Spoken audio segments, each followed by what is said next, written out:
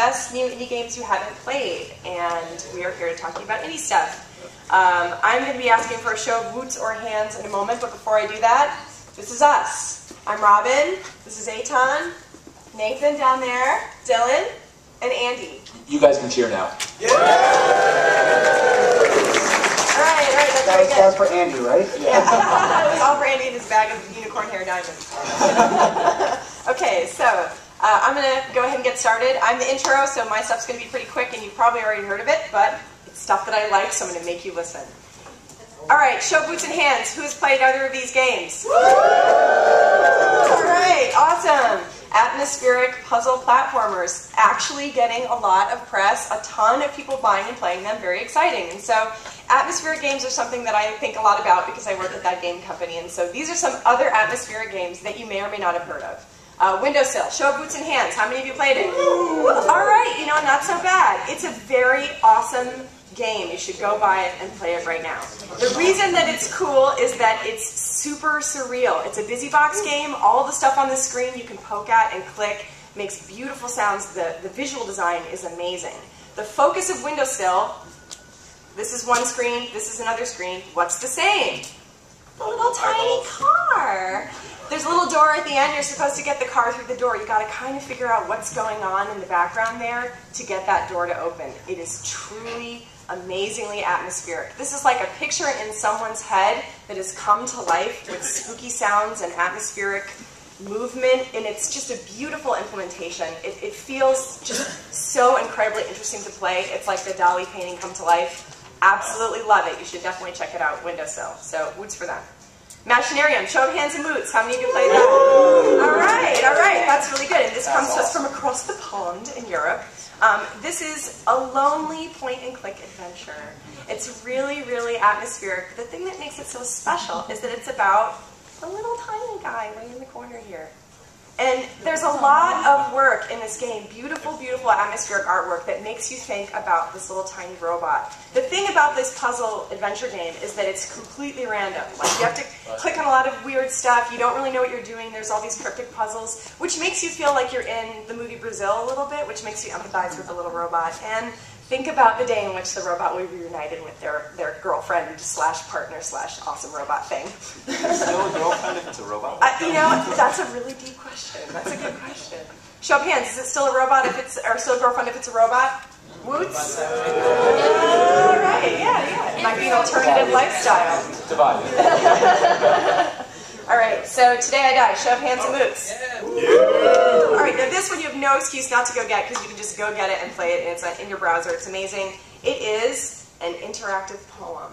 And Daniel's work is really very, very compelling to me because he's taken a very tight constraint space, which is the interwebs, and just what can run in a browser with text, mostly in animating images, and create a sense of, in this case, really deep morose sadness and depression, but also light and happiness, light at the end of the tunnel. The subject of this is kind of a girl who's really lost her way and is seriously considering, you know, what it would be like to end her life. It's a very, very emotional experience with very limited inputs, and he did it all himself. It's super worth checking out.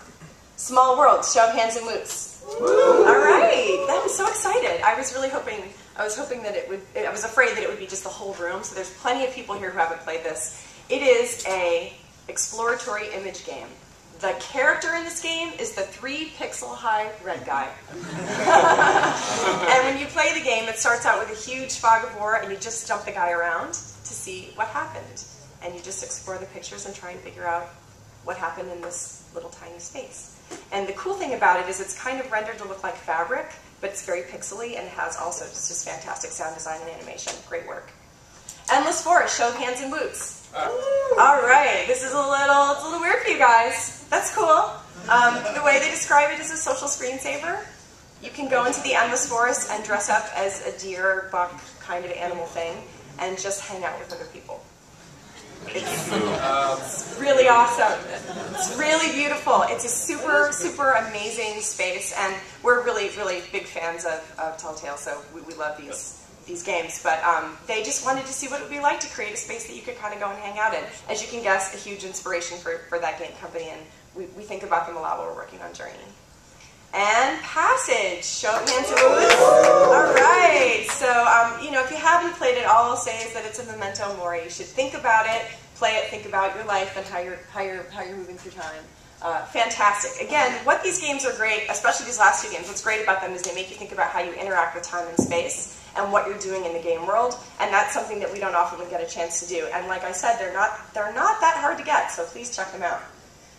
Osmo, show of hands and moods. Alright, now this one is really atmospheric, ambient, multi-touch game. And it was here last year at PAX, and they released it on the iPad and the iPhone. And it was the top downloadables for iPad and iPhone not too long ago. So this is a game that was actually inspired a little bit by a game that we made at TGC called Flow. And it's just got this really immensely cool time, sound, touch, feel, beauty thing going on. And it is so accessible. You don't even have to be at your desk to play it. You can play it on your phone or on your iPad. I have it for the iPad. It's really fantastic. So that is it. We just talked through kind of a lot of games in a very short period of time. And what's great about all of these games, in my opinion, is that they're all atmospheric. They'll take you on a journey to a place that you haven't been. And you're going to get a lot of experience for not a lot of money. You could get all these games for less than $50. And most of them are free. So seriously, get off your butts and go out there and give them a try because they're awesome. Show hands.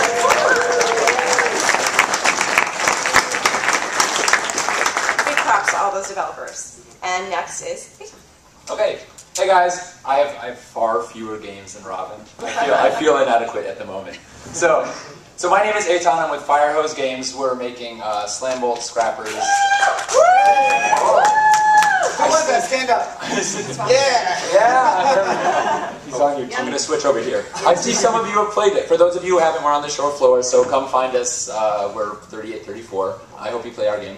But that's not what I'm here to talk to you today about. I'm here to talk to you about other games that I think are really cool. And so one of the things that I found over the years is that I really like AAA quality aesthetics and looks. I love the way that these AAA games look, and I generally don't like their mechanics. I find them boring and pedantic and derivative. You are not indie. Yes.